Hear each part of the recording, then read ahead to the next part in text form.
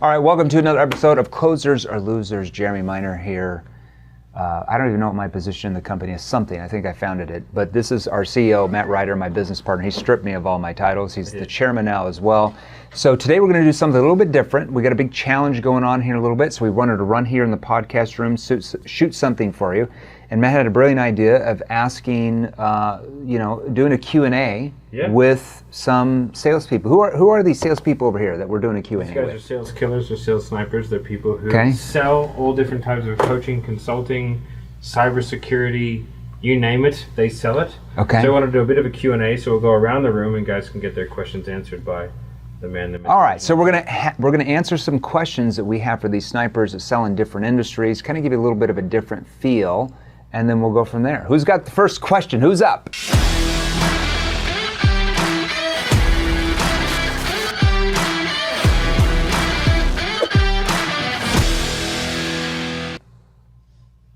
Don't be shy.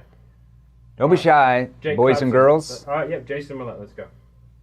All right. Hey guys, hey Jeremy. I sell fitness, and I had an objection the other day, and Matt kind of helped me out last year with this, where he noticed that when I get to the objections, I jump straight to try to get them to see a different point of view versus working the way through it.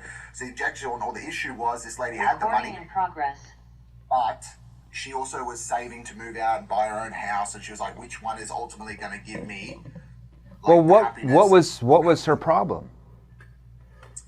Her problem was she was living with her mum. She wanted to... her problem. So Yeah. her problem was... Why was she even on the call with you?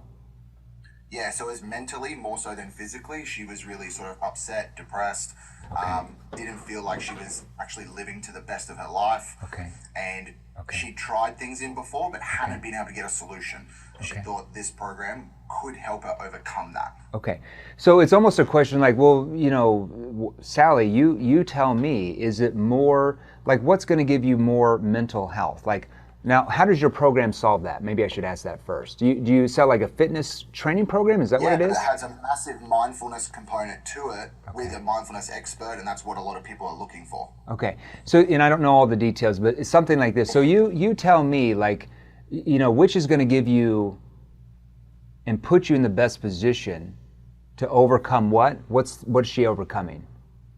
She's overcoming her, she was essentially overcoming the fact that she didn't like herself, she had no confidence. Okay. Will you tell me which one is going to give you the most confidence and eliminate your depression so that you can, what does she want the end result to be? Yeah, better at her work. It was starting to affect her work. Okay. So you tell me which one is going to give you more confidence and help you overcome depression once and for all so you can actually perform in your job.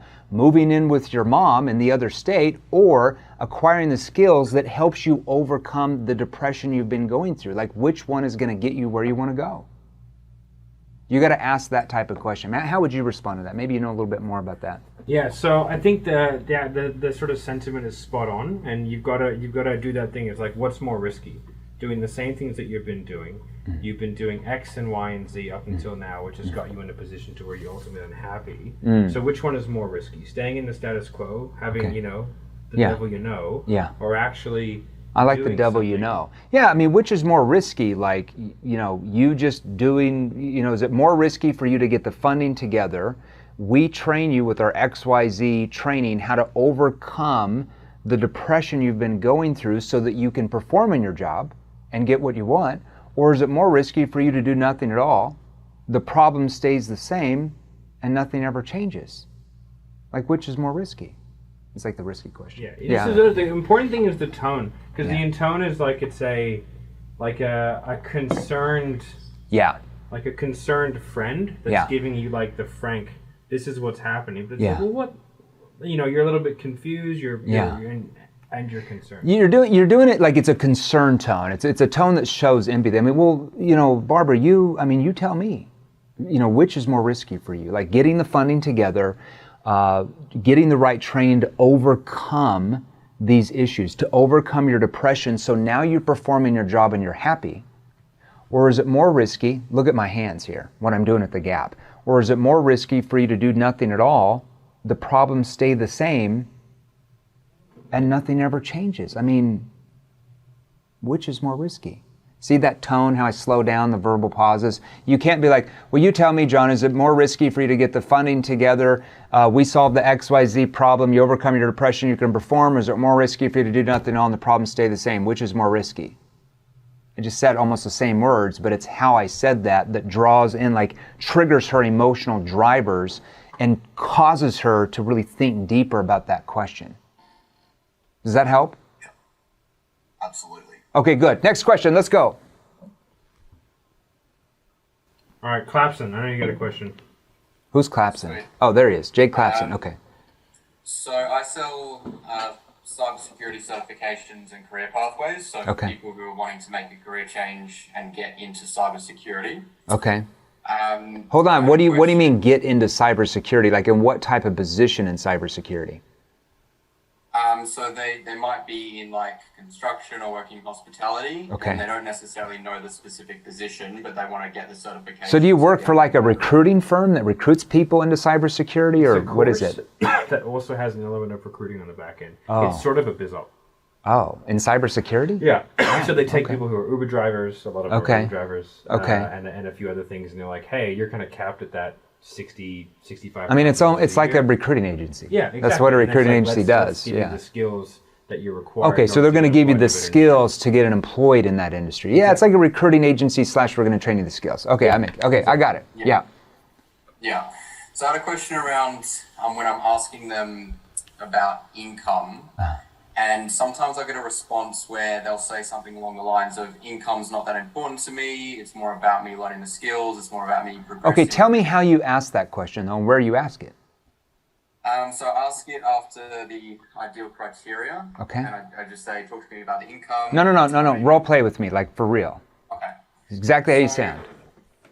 Talk to me about the income, because I know you mentioned that you want to progress in your career and make more money. And I mean, I've never done the type of work that you're doing, but as you know, in certain industries, there's going to be a certain limit in terms of how much you're going to be able to make.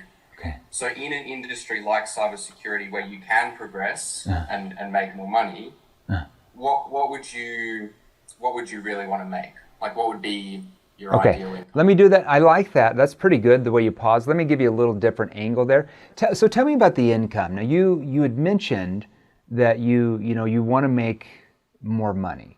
And as you know, when you work the type of job you have, with Uber, let's say they're Uber driver, with Uber, your income is really dependent on, you driving the car to the place, like all those hours you put in. So, because as you know, with that type of job, sometimes they're just, they're going to keep you capped at a certain income. So without that limit there, getting into cybersecurity where you can progress, what do you really want to make? Like, what would be like your ideal income, let's say annually? And tell me that thing that you said that they say.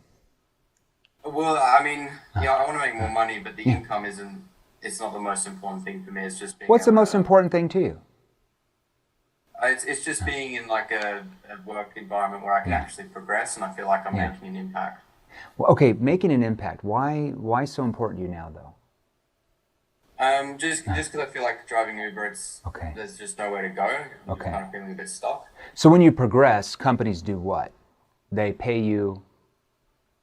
Yeah, they pay me more. Yeah, so once you progress, like progressing up that chain where you can have more impact means you get paid more. So if you really thought about it, what would you really want to make as you progressed? I'd really like to get up to like 150,000. Okay. So with what you're doing right now, and just be completely real with me, but how close are you to making 150,000 every single year? Not close at all. Where are you at? Around 50,000 at the moment. Okay, so you're about 35%. So if you stay in that same job, and just like I said, just be completely real, how many years would it take you before you yourself were making 150,000 every single year just yourself? I don't think I'd be able to get there with Uber, to be honest. Okay, so time to make a change possibly. Yeah. So you just had, so what I just did is I just tied that into what you said you wanted, and I said, so as you progress up the company's chain, they do what? And you're like, they pay you more. Okay, so as you progress, what do you really want to make? So if and you don't even have to do that. That's just kind of something I just kind of wing there. But what you can do is you can say, well, if you really thought about it, because progression means the company wants to pay you more, right? So if you really thought about it, what do you really want to make? You just got to do that. Well, if you really thought about it, what would you really want to make? That's it. Yeah. Works every time. That's helpful. Does that help? There's a bit of circular logic, right? It's sort of like sometimes sometimes in sales the quickest way, like, you know, the quickest way to somewhere is not a straight line. In sales, sometimes you have to kind of go around the loop. Looping around, baby. Right? So it's like, oh, if I'm here and I need to get here, I need to ask a series of questions which logically bring us back to this point. Yeah. But if I just jump straight to that point, you end up getting what you're getting, which is you get that resistance. They want to punch against you. Yeah. Right? Because what happens when I ask you, Jake, how much do you make? You get very defensive. You're like, whoa, I can't tell that.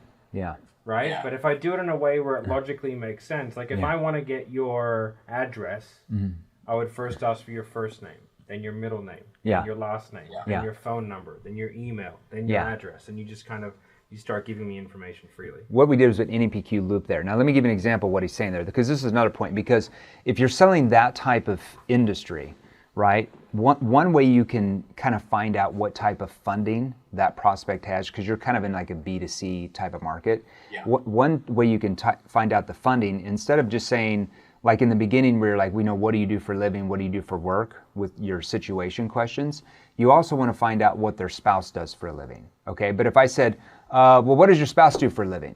They're like, whoa, well, why do you need to know about my spouse? Or what does your spouse make? Well, why do you need to know about my spouse? But to Matt's point, if I said, tell me, so what do you do for work? What do you do for a living? Oh, I do this. Okay, and how long have you been doing that for? Ah, okay, and I didn't even ask you, I completely forgot. Are you on your own, or do you like have a family you're taking care of? Oh, you do? What does your, I guess, what does your spouse do for a living? Oh, she's a nurse. Oh, okay. Right. See how I'm wrapping that around. I'm not asking it directly. I said, oh, and I didn't even ask you, like it's my fault. See how I said that? Oh, and I didn't even ask you. I completely spaced it. Are you on your own, or do you have like I guess a family you're taking care of? See, I'm kind of like thinking about the question. Oh, I got a family. Oh, what does your spouse do for a living?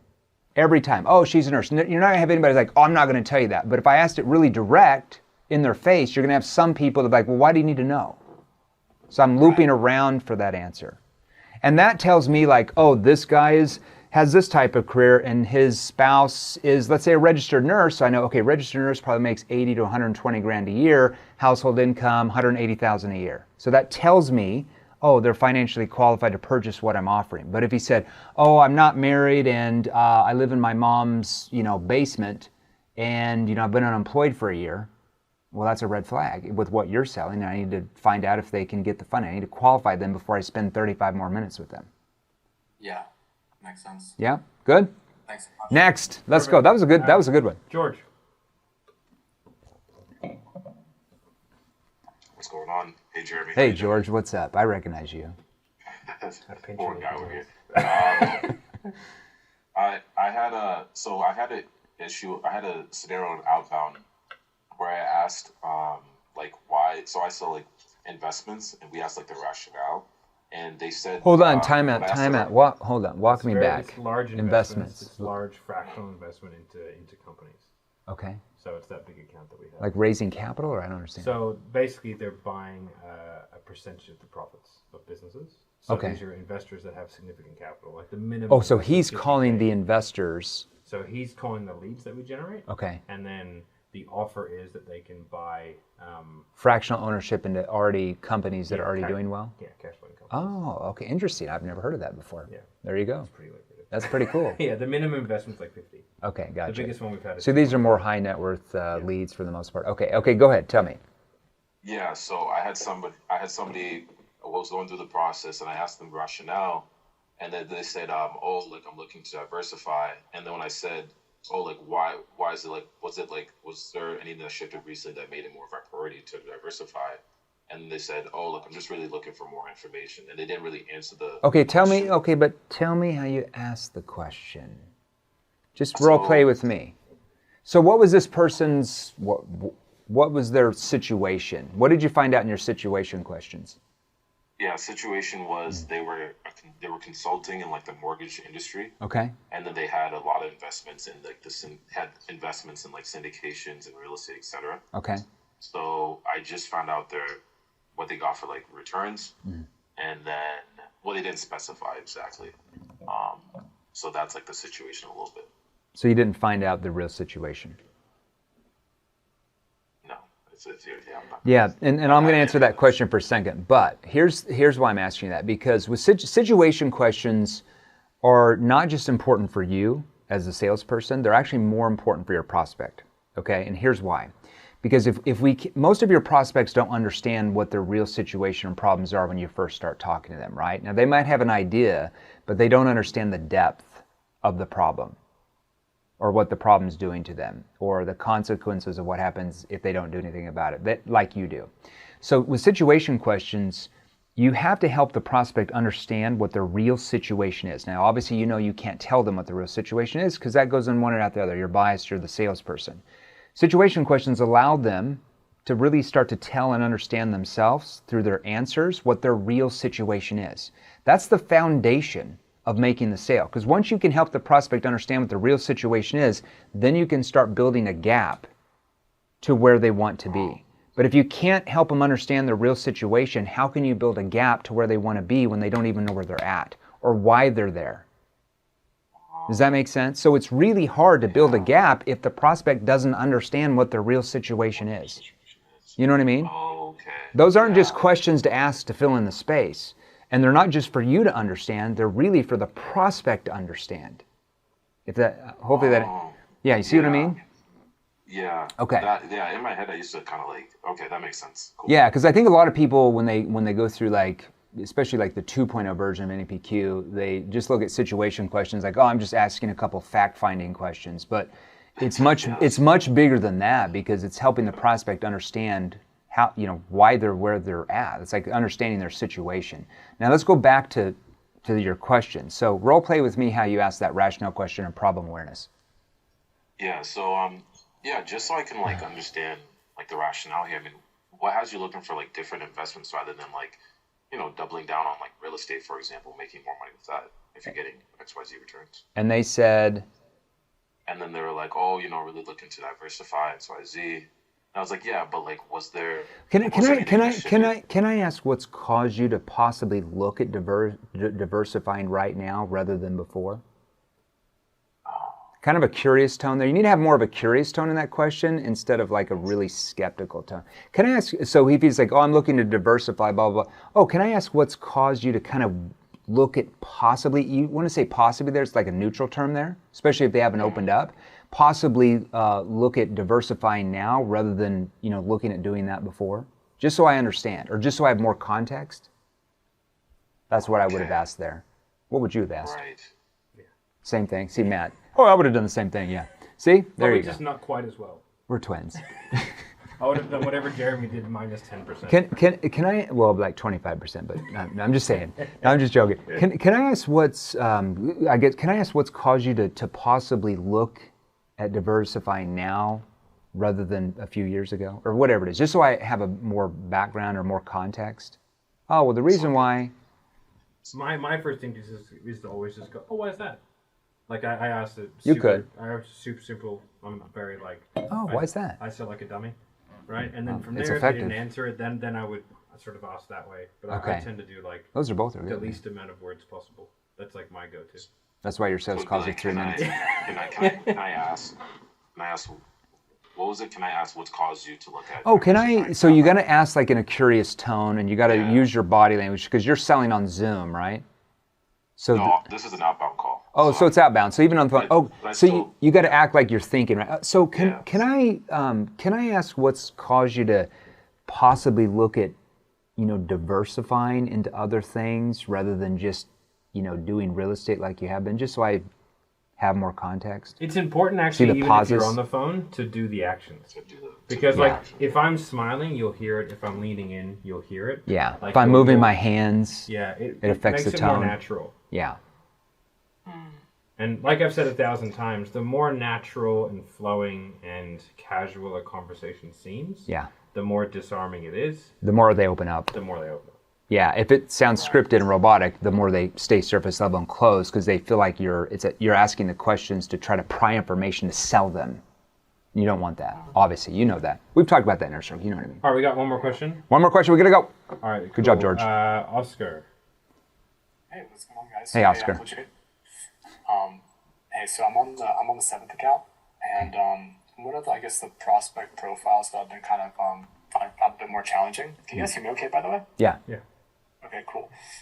Usually, so like in connecting, I'll get like, hey, I want to close more deals. It's kind of what interested me in like the call, and then like in problem awareness, they're not really sure what's causing them to kind of maybe not be able to. So tell me. Okay, so tell me the question you're asking and what they say. Just role play with me the exact question you're asking. So you're talking to salespeople. So you're talking to salespeople who want to sell more. What is your first connecting question? Like right when they answer the phone, role play with me right there. Okay. Hey, Jeremy? Yeah, this is Jeremy. Hey, just Oscar here from Jeremy Miner's team. Okay. Here at 7th level. Yeah. Hey, just saw that you booked in a couple of days ago. So I should start off by asking, kind of, have you found what you're looking for in terms of advancing your sales skills, or are you still looking? Is this an outbound lead? No, this is going to be inbound. Okay, on an inbound lead, you would never ask them if they found what they're looking for. Are they still looking? Because it's an inbound lead they booked. Okay, I see. There's no reason. Like 3 days? Yeah, for sure. Yeah, because they're on the calendar. Yeah, you never want to do that. And a lot of times on outbound leads, if they just responded that day, you wouldn't ask that either. That's more like days for. But inbound, you would never ask them that because they're on the calendar, right?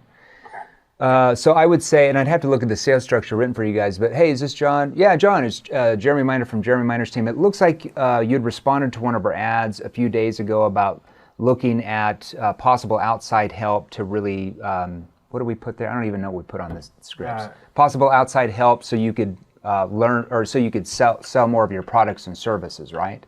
Something like that. Get more advanced skills. Yeah, it looks like you had booked on. It looks like you had booked on the calendar about looking at possible outside help to learn more advanced skills, so you could sell more, right? So it's always the end result. So you can learn more advanced skills. So you can. What's the end result? Sell more, right? See, we're not selling sales training. We're telling them the results of what happens once they learn the advanced sales training, which is for them to sell more so they make more money. That's really what we sell, right? The end result, not the thing itself. They're like, yeah, right. So that puts them right into like results-based thinking very quick. Looks like you'd booked on the calendar about looking at possible outside help and learning more advanced skills so you could sell more, right? It's going to be hard. No, I'm not. Just one thing with that, you see how confident his delivery was? What you've done is you've taken the confused old man and you've elaborated it out to the fucking retarded stepchild, right? Like you're using too many tonality cues at once. Yeah. Like you're trying to stutter, you're trying to pause, you're using vocal fry, you're kind of confused. It comes off as like this guy doesn't know what he's talking about. Yeah. So he was very confident. So yeah, especially on outbound leads, you have to be really confident like that. Cold calling is a little bit different. When I say confused old man, cold calling is different. Is this John? Yeah, John, just Jeremy Miner. I was wondering if you could possibly help me out for a moment. That would be like a little bit confused because that's a pattern interrupt. There's a lot of word economy there.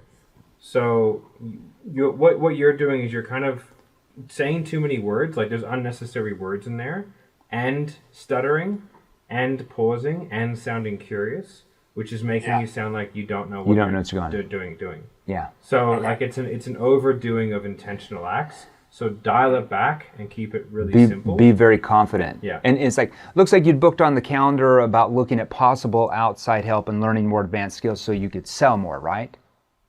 Right. Okay. Yeah. That's what they're saying. Yeah, right. Okay. Now I was curious, like how long have you been, I guess, following Jeremy for, just so I have a better understanding? And I'm right into that first connecting question. There's no reason on an inbound to ever ask if you found what you're looking, because they're booked on the calendar. Okay. See what I mean? Does that help? Okay. Yeah, that does help a lot. Boom shakalaka. All right, Matt, we got to go because we have something supposedly, possibly, maybe potentially a challenge later today called the $33 million sales challenge that me and you are delivering. So we got to get mic'd up. I got to do my pregame ritual. You know what I do in my pregame ritual before I go live on virtual events, and I do this at speaking engagements? I take my contacts out for an hour before. I let my eyes rest. I put on my thick glasses. He makes fun of me. I put on my thick glasses like he's got way better glasses.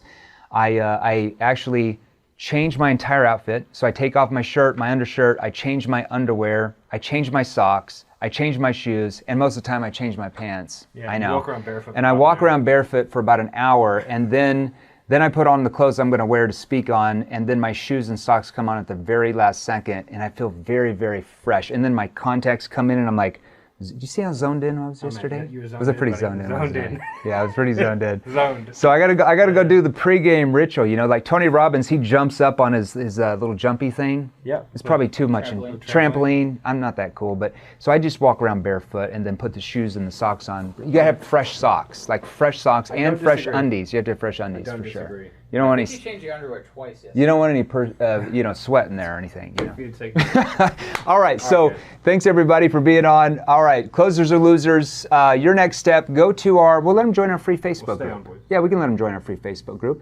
Go to salesrevolution.pro. So salesrevolution.pro. Got about 50,000 in there. 50 G's in there. 50,000 salespeople, all different industries. Where you can learn from, and we go live in there about 3 to 4 times a week. Different Q&As, different subject matter trainings. We get little derves.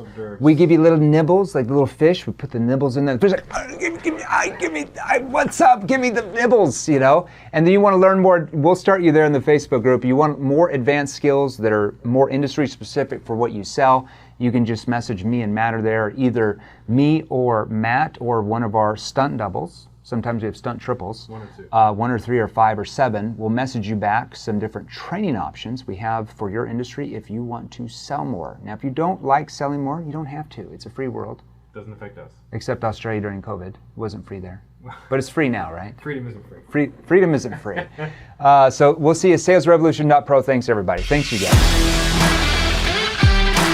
Hey guys, if you enjoyed these, here's another you can watch right over here, Join our free Sales Revolution group. Click the link below, join us, and we're gonna help you. Thanks for watching. We'll see you real soon.